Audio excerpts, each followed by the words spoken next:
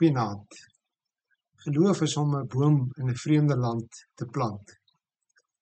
Genesis 21 vers 22 tot 34 is iets van 'n tussenverhaal, waarin Abimelek, die koning van Gerar, wat volgens hierdie verhaal die gebied was waar die Filistyne destyds gewoon het, waar hy met Abraham 'n verbond sluit.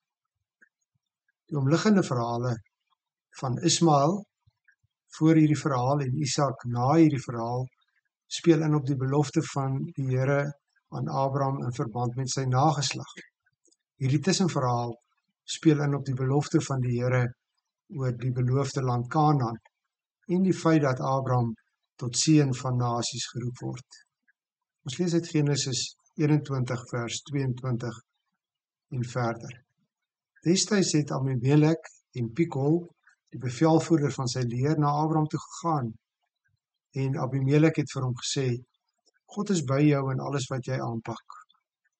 Beloof my dan nou met 'n eed in die naam van God, dat jy nie vals sal optree teen my of my kinders of my kleinkinders nie.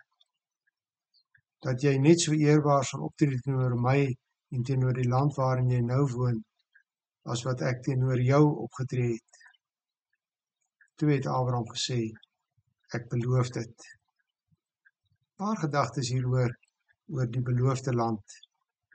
Abraham word in hierdie verhaal 'n waardige en gelyke bondgenoot geag deur koning Abimelek. Abimelek gaan na hom toe. Hy roep nie vir Abraham om met hom te kom praat nie. En in die verbondsluiting is dit duidelik dat hier twee gelyke partye is wat met mekaar onderhandel. Hoewel dis nog 'n vreemdeling in Kanaan, word Abraham nou in die oë van die omliggende konings eintlik al as mede-eienaar van die beloofde land geag.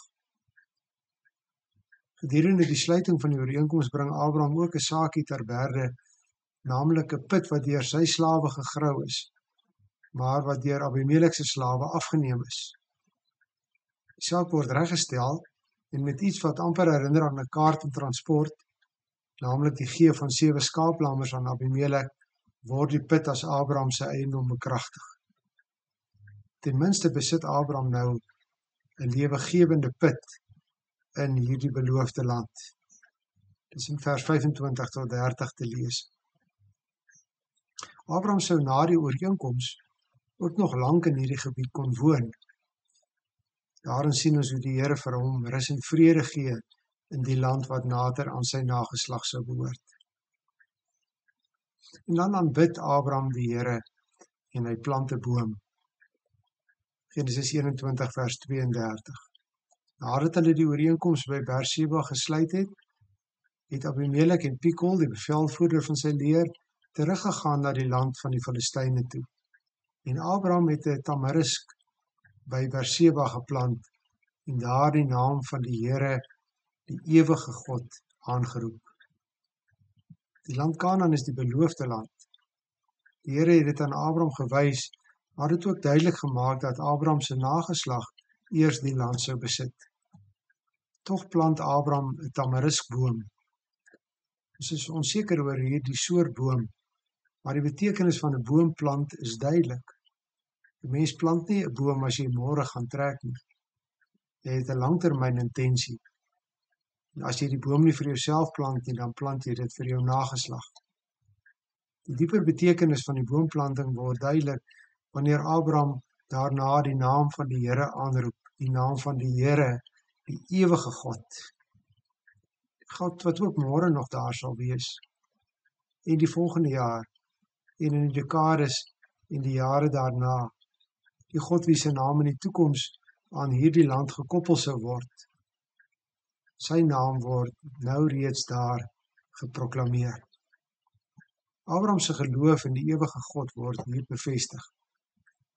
Die verbondsluiting met Abimelek, die eienaarskap van die put, die belofte van die ewige God, dat die land aan sy nageslag sal behoort, dit verg om 'n boom te plant. Vir baie lank sou die boom 'n teken wees van die geloof van Abraham in die beloftes van die ewige Here. Geloof in die toekoms laat mense bome plant. Geloof in die ewige God laat sy kinders met hoop en sekerheid die toekoms ingaan. Dit laat hulle in aanbidding buig om sy ewige naam aan te roep. Die beloftes van die Here, liewe broer en suster, sal waar word. So waar. Jy kan maar vandag 'n boom plant. Goeienaand.